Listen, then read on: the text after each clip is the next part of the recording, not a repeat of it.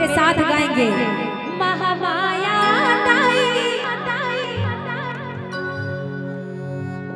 अब पूरा के पूरा तैयार हो बिलासपुर, तो अब हो जाए।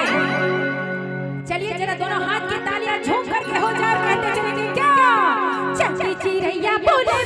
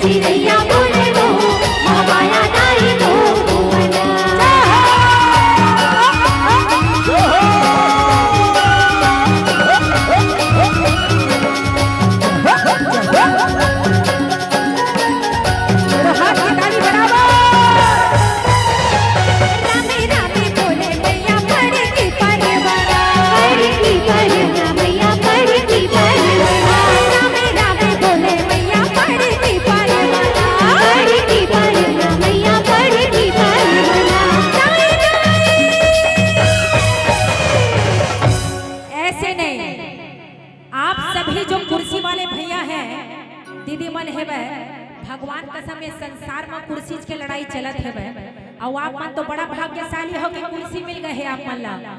तो जरा कुर्सी मिले के खातिर जरा दोनों हाथ ऊपर करके एक बार जयकारा हो जाए, वो जगदम्बा भवानी मैया की। और जरा दोनों हाथ झूम करके तालियों के साथ कहते चलेंगे क्या अरे ताई ताई बोले तो माया ताई तोर भुवना चंद्री चिरैया बोले माया ताई तोर भुवना चंद्री चिरैया बोले माया ताई तोर भुवना अरे तोर भुवना ताई तोर भुवना तोर भुवना ताई तोर भुवना तोर भुवना ताई तोर भुवना तोर भुवना ताई तोर भुवना चंद्री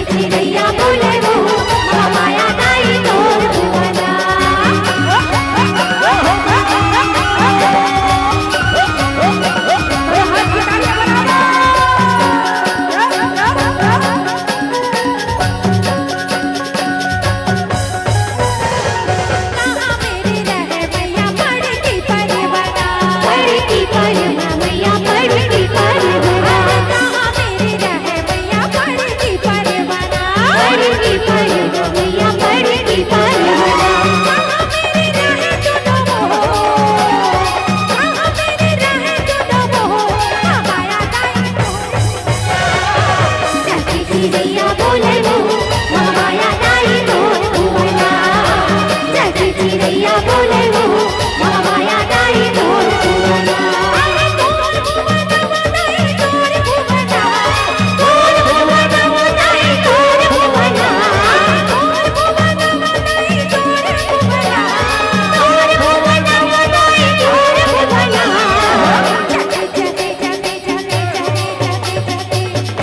और जस की अंतिम लाइन दर्शक और श्रोतागण पर, ताकि माता रानी आपकी आवाज सुन सके, आपकी भक्ति देख सके और माता रानी आपकी मनोकामना पूरी कर सके।